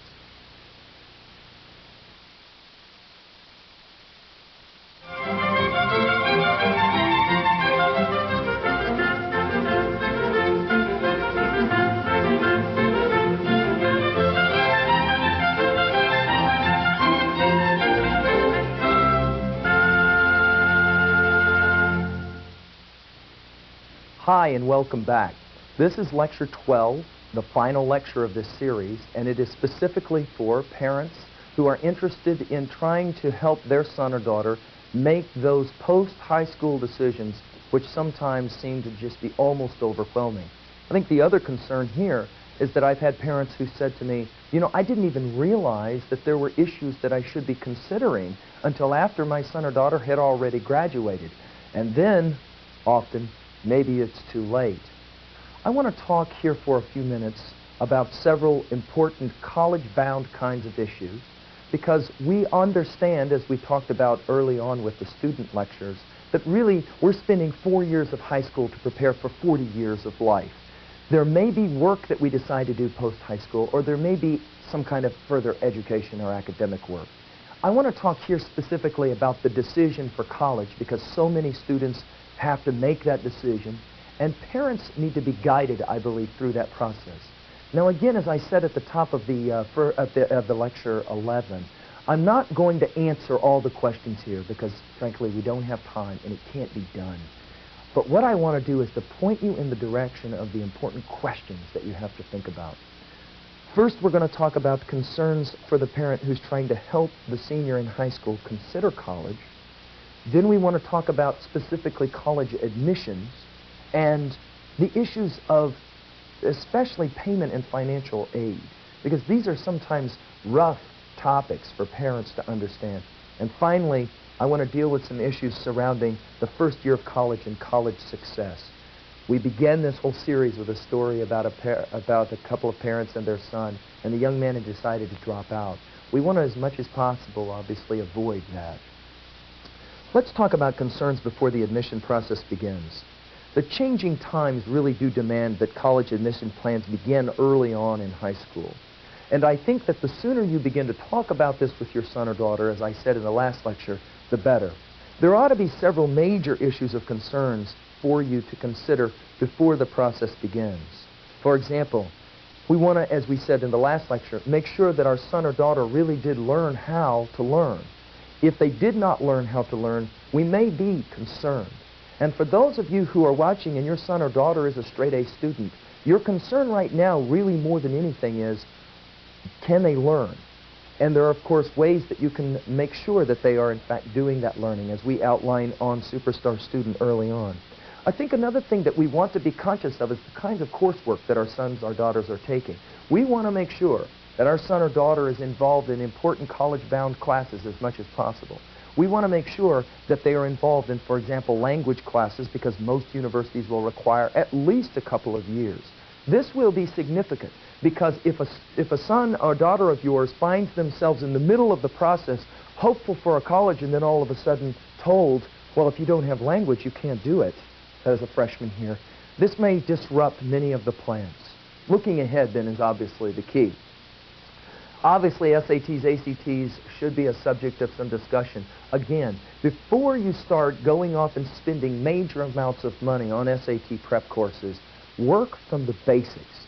Your son or daughter must be a reader, or no amount of college or SAT prep courses is going to do it for them. They have to develop a reading habit. They have to become active readers, as I outline in lectures 2 and 3. So you want to make sure that you promote this as much as possible. You need to understand as well that in the junior year, if your son or daughter has taken the appropriate classes, especially chemistry, that they can go ahead and try for the first time an ACT or an SAT. My recommendation is always that they take that in the second semester of their junior year, unless for some reason or another you need to take it prior. Now, of course, they can always in their sophomore years be taking the PSAT, and I believe that this is probably a good idea. Student-teacher relations is as well a great predictor of academic success, and we want to make sure that we are always working with our teachers. Almost any kind of college admissions applications process is going to demand that there be at least 2 teachers that comment on your son or daughter's academic abilities. If your son or daughter has come through school without having very many close relationships with teachers, they may find that even though they have top grades and a good SAT score, they can't find a top instructor that will tell them, right, this is a good student, you need to at least give them a chance in your school or college. I think there's several important concerns for parents prior to the college admission. I think I need to highlight here one more time, we need to say it's not a matter of where a student goes, particularly, that's most important. Too often I believe parents get wrapped up in this, where my son or daughter goes. To say this one more time, we really need to make sure that we feel confident about who our son or daughter is. Because there's all kinds of things that are going to happen in the future that we are totally not in control of. And therefore, we need to make sure that our son or our daughter is capable of dealing with problems as they come up, etc. There are also several questions the parent must ask concerning the paying for college. We obviously need to know how much does college cost, and that will vary depending upon the school. How much will I be expected to pay is obviously another question. And how can financial aid help, and how can I apply for it? Should I borrow money for college or no? These are all questions that we want to make sure we're thinking. Thankfully, though, we're not alone. There are always people out there and resources available. I end this lecture with a bibliography in the booklets that you've been provided with that will tell you some of the important books that I recommend, and as well internet sites and resources that are there available. If you really want this information in total, you can get the information, and you want to create a team around you to find the information, and I'll be talking more about that. First of all, let's talk about applying to college, what to know and what to do. First of all, I think we have to make sure we understand why our son or daughter wants to go to school. Too many parents force their sons or daughters to think about college with no real good reason why they should be going in the first place. And we want to challenge our sons or daughters to think about going on to college, because sooner or later, most of our sons or daughters will be involved in education after high school. Even if they go into the workforce immediately, they will have to go through further training. Students have to know who they are and why they want to go to college, or they're going to struggle in their first year or 2. Parents have to know what the major characteristics of college are. We need to understand what some of those things are that I listed in that last lecture for students in Lecture 10. We want to make sure that we understand the different options available. What are the locations where maybe I can send my son or daughter? What type of school? Should we go to a junior college, or should we be working with a small liberal arts college or with a large university? Again, going back to some of the comments I made to your son or daughter in Lecture 10 will maybe help you if you wish to review those. Obviously, the size of the college is of importance. Moms and dads know, usually, whether their son or daughter will be able to adapt well to a huge environment on a university campus. And maybe they know this won't be the place that's good for my son or daughter, so a smaller liberal arts college or a junior college maybe even is the choice. And then, of course, what is the campus environment like? These are issues that are very important in terms of competition. Is there extreme competition? And if there is, will my son or daughter be able to adapt to that competitive nature? Of course, we understand that there are certain universities which are highly selective, and then others that are more competitive, and then others that are completely open. And we want to completely understand what that means in terms of competition for our son or daughter. It might be that we decide for the first 2 years our son or daughter should maybe just go to a competitive school, and then after that to a highly selective school where competition is just immense. We want to ask about majors. One of the most frustrating things for our children is to go away from high school, believing they're going to become something, to arrive at a university where that major isn't even offered. And then what do? Then, of course offerings become a major problem. Take a look at it before. Is there on-campus housing as well? This is an issue because many schools will not provide that, and then, of course, costs will escalate maybe. What will the school cost, and does the school offer good financial aid packets? These are questions we have to begin to ask early on. And then, of course, what kinds of student activities, and, of course, maybe athletics will be involved as well. We have to narrow down the list of possible colleges. And I like to think about this as the big four of college visits. When we arrive to a university or college campus, and I recommend strongly that we do this with our sons or daughters, there's four things typically that you want to make sure that you have at least seen. The first is we want to go where students hang out. In other words, where do students spend their time? Usually on college campuses, this is what we call the student union or the student center. And we just want to go there and see what that is like. The second place I always recommend is where students will eat. If they're staying in a dorm, visit the cafeteria. The third thing is to visit where students study. Good students will spend the majority of their time on a college campus in a library. Take a look at the holdings, but as well, take a look at the technology that is there that can help them obtain other kinds of resources. And finally, four, you want to visit where students live, especially the dorms that they will be staying in. It's very interesting how often students struggle at the university in their first year, and it has nothing to do with academics. They will report, if you were to just put me in classes, I would be doing fine. But it's the loneliness that I'm feeling. I left high school, and everyone in high school knew me, and I was the standout star, and now no one knows me. And I play pickup intramural basketball, and I'm not even that good. And now all of a sudden, I'm wondering why I'm even going to college. I have no clue. And they're back in their dorms, oftentimes in their rooms, kind of lonely. And we need to make sure that we're thinking through all of these in advance. So take a look at what dorm life is like. Obviously, if they're going to college, there will be application issues as well. My recommendation is that you select the 5 to 10 schools that your child could attend. Probably no more than that, because then it just starts to get blurry. And you want to understand the early decision issues. Some colleges will have early decisions, and we will want to get the application process started earlier so that we can be sure to give them the best chance to get into the school. We need to know specifically what colleges require. Picking up the phone and calling if this information hasn't already been provided to you, or, as many parents are discovering, you can visit on the internet sites for most major colleges and universities, and you can obtain the information here. We need to know several things. We need to know about application fees, an application form, and transcripts, which simply mean the grades that will be sent from the high school on. Admissions test scores like the SAT, ACT, and letters of recommendation that I mentioned a few minutes ago.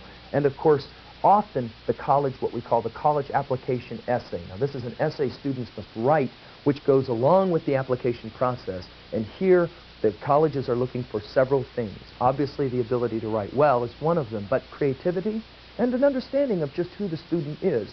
Will the student fit well within our community life? These are decisions they're trying to make.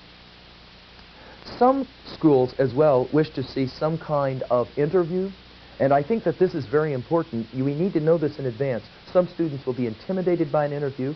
My recommendation is that your son or daughter, if they are going to have an interview, sit down with them and role play.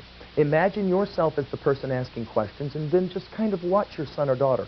A good inside kit for a lot of parents with sons or daughters that are doing this is as well to videotape the interview. And then you can study the interview on tape. Instead of trying to make a lot of corrections yourself as parent toward your son or daughter, like, for example, honey, every time you talk, you're running your hands through your hair, and it makes you look nervous, you don't have to say anything. You just simply videotape it and have them watch it. 9 times out of 10, they will point it out. Wow, that looks kind of dumb. I keep running my hands through my hair. I probably should do it, to maybe keep one hand over the other or something like that. These are good suggestions for you. Of course, one of the major issues about college is how we're going to pay for it. And the primary challenge here is to decide about how we need, what kind of monies we have to come up with. The earlier we start thinking about this, the better. Now, colleges will decide about family need by a formula that they call demonstrated need. Expenses minus family contribution is the way that they arrive at this figure. And there are lots of resources and books out there available that will talk to you about the specifics of how these are broken down. There's several types of financial aid, however, that you need to be knowledgeable of. There are student loans, obviously, that are going to be important. There are student employment opportunities, such as work-study, and of course grants and scholarships. Unlike loans, these we don't have to pay back. There are as well several sources of financial aid that parents need to be aware of. Institutional funds come from the particular school, and I would always ask what those are if I were calling a university or college. And then several types of federal programs are available as well, and I've listed several of those for you in your booklet on the outlines. The application for financial aid demands time. If there's anything that you hear me say in this lecture, it is this whole process really does demand some time. It is difficult to hurry through this in late March. We want to begin planning for our college admissions sometime even into the junior year, probably doing visits during our junior year and then into the summer after our junior year, so that a student has already decided on their top 3 or 4 or 5 colleges. And now we go through the financial aid application process. First, we want to get our information, and secondly, we want to search for special sources of aid using some or all of the following kinds of things. We have College Cost Explorers, the Fund Finder software, Discover software, all kinds of good software out there for you. My recommendation is that you go to your guidance counselor at school and you talk with them about this software and say, is there any way that we can maybe take a look at this?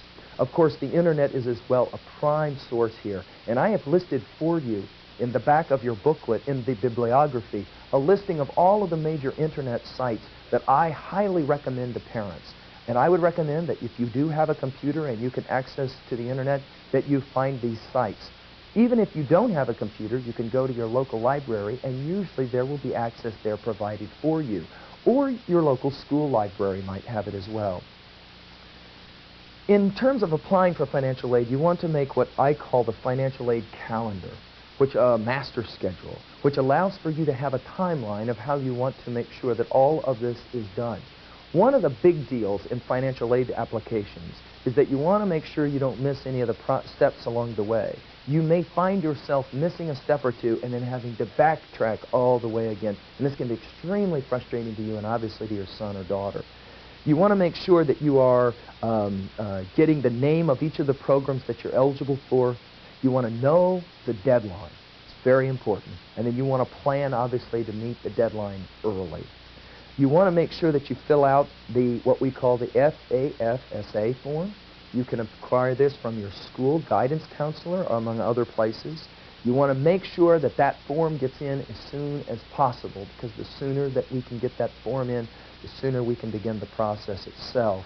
You might as well, of course, need the CSSS financial aid profile, and you'll want to make sure that your college lets you know about that. You want to take time to fill out the forms correctly, because a mistake on that form may send it back to you. You obviously want to review as well the student aid report that will come from school very closely, and as well you want to understand how payments will be made to you in the form of award letters. All of these issues you have to be considering before your son or daughter leaves for school. And if you feel like this is maybe a little overwhelming as I've outlined it, understand that there's all kinds of resources out there available to help you. Sitting down with your counselor, sitting down with a financial planner, and saying, what exactly is it that I need to be doing and what are the steps? You can have much of what I have just said amplified for you.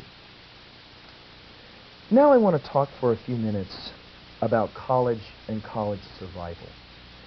We have made sure that our son or daughter got through high school, and hopefully they did some very good learning. They have spent some time trying to decide where it is they want to go to college or university, and finally they've made their decision. Now the question is, will they do well once they get there? We understand something as parents. We want our children to succeed. We want them to experience as little pain as possible, but back to our bike example, we understand if they're ever going to learn how to ride a bike, we have to put them out there without training wheels, and let them go. That can be a very frightening experience for us as parents, but as well, of course, an adrenaline rush that is so remarkable. So we want to make sure that our sons and our daughters leave for our home and leave for college with some hopes of survival. Let's talk for a few minutes about just what a student needs to survive. First of all, I think that, and this will sound so redundant, but a student has to know what they're walking into. They have to know what is coming. If they don't, they can be knocked off of their feet and they can find themselves reeling backwards and oftentimes make the decision, that's it, I'm coming home. We need to make sure we impress upon them that college is far different from high school in any number of ways. There are several issues in the summer before the first semester of college that you may want to consider. The importance of a summer job, the skills review is a good thing as well. Making sure your son or daughter does some reading in that summer before they leave for college so that they don't get rusty, if you will. And of course, taking care of maybe some medical matters, making sure all important forms have been filled out. These are all issues before a student leaves for school. There are as well several things that are basic for college survival.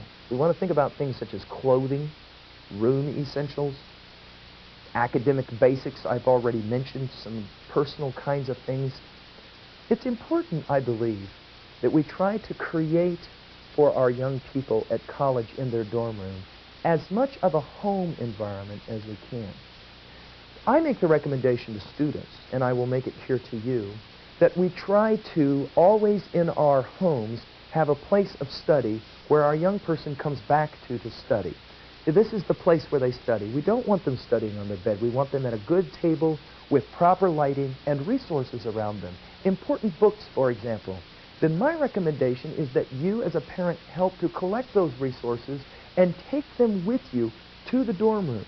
In other words, the first time you help your young daughter or son arrive in their dorm room, help them set up their dorm room corner, their study area, to look as much like it did at home as possible. Now, what are we doing here? We're anticipating that our son or daughter in the second, third, fourth week of the first semester is going to hit a major low. We know that's coming. No matter how badly they want to leave home, they're going to be homesick. They're going to be involved in experiments. They're going to be seeing social conditions which are for them brand new. The one thing they want is a little bit of home. Obviously, we send all kinds of care packages to remind them that we're there at home. But this is a great way to do it, to bring a little bit of our study at home. Of course, if they were students in high school, they will be students in college. And it's a good thing to remind them by having maybe some of the same resources we had at home for them while they were studying. I think the other thing we have to think about is money matters for the first year. We've got meal plans, we've got textbooks and supplies, transportation issues. As I said before, if you live in California and your son or daughter is going to school in Ohio, you're going to have to spend some money getting them there and having them come home. Or, of course, they're going to be out there during maybe some of the holidays.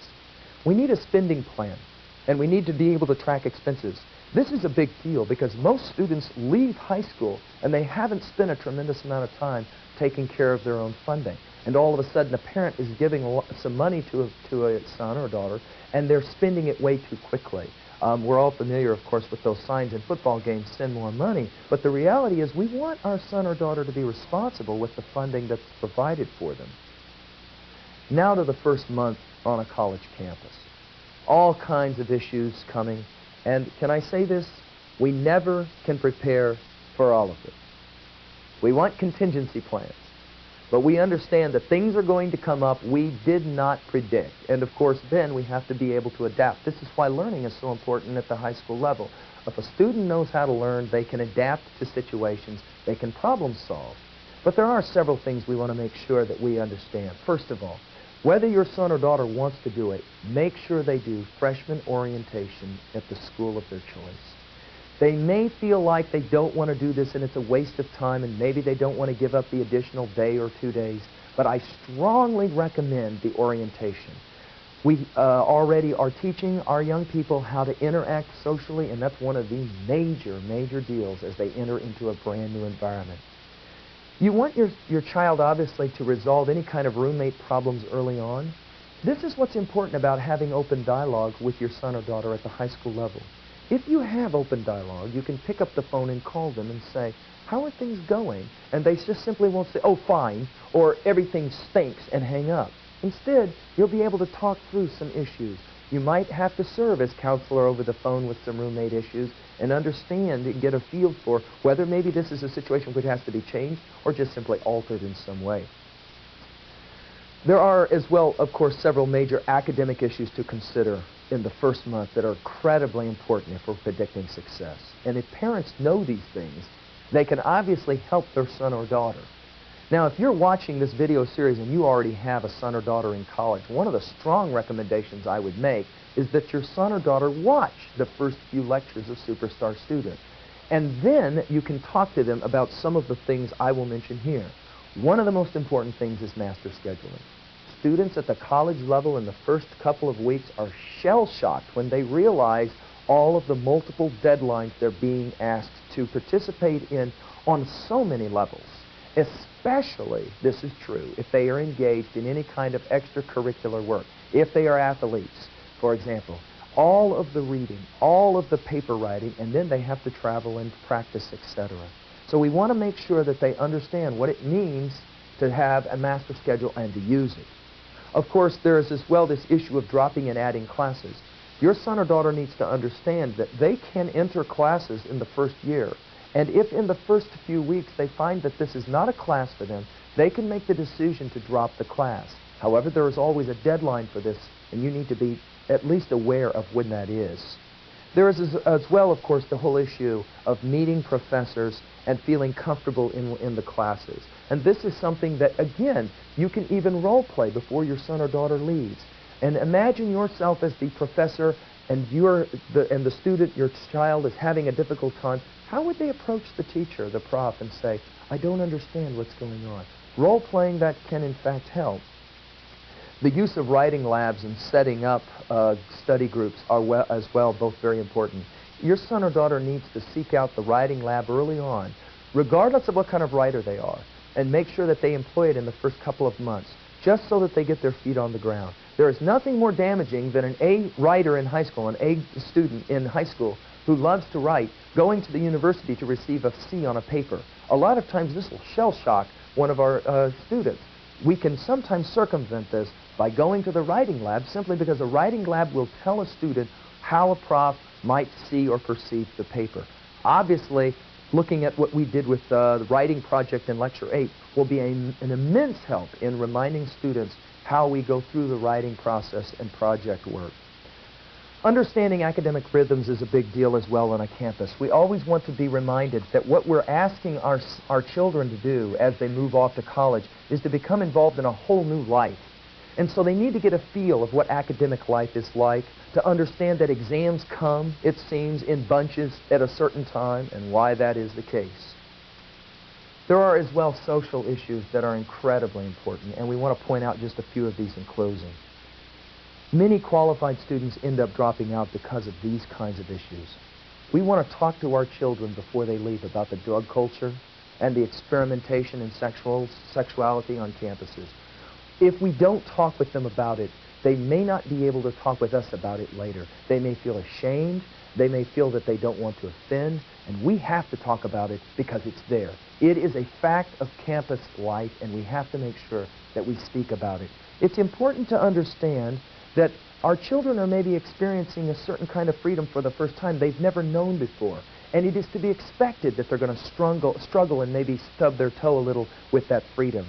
We want to make sure that we are providing alternatives to the drug culture, that we are providing alternatives to the party scene, so that when students show up on campus, they understand we can still have a good time and be socially involved without immediately turning to some of this other stuff. I think that as well, we want to consider the whole issue of what it means to be far away. Typically, going to a university or a college means that a son or daughter is leaving a parent and going away. There's two important facts here. One is what happens to the son or daughter, and the second, of course, is what happens to those that remain behind. This may be you, the parent, and of course it may be your other children as well.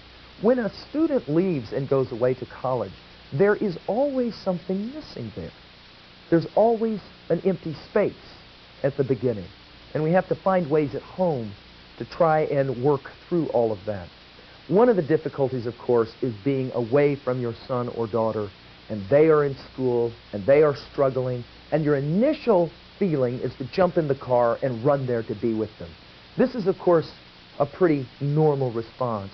But we want to consider specifically what are the most important issues for our son or daughter. Is it important that they go through that time period? Maybe they have to be alone and to gut through it. This is a call we have to make as parents, and we want to be there to support them in any way possible. We want to be aware of possible transfer decisions and obviously as well potential dropout decisions. When a son or daughter of ours starts talking about where they maybe would rather be, we want to listen and not cut them off, and then ask them to list for us what are the good reasons and maybe what are some of the reasons why we shouldn't. We got to be ready to, of course, work with poor academic performance, just like we would in high school. We have to be loving, we have to be gentle, and yet we have to remain hopeful as well. Using the power of email, if you have computer, is a great way to save on phone costs, and you can talk daily to your son or daughter. I highly recommend this if you can do it. It allows for you to be able to remind your son or daughter, we've got to keep looking ahead. And that's really how I want to end this lecture. Let's go back to where we started. Our goal when we had our children was to help them be the very best. And we ourselves are working to be the very best. We will struggle, we will suffer. But if we keep pointing our children in the direction of the future, we know that with our help, they will be a success.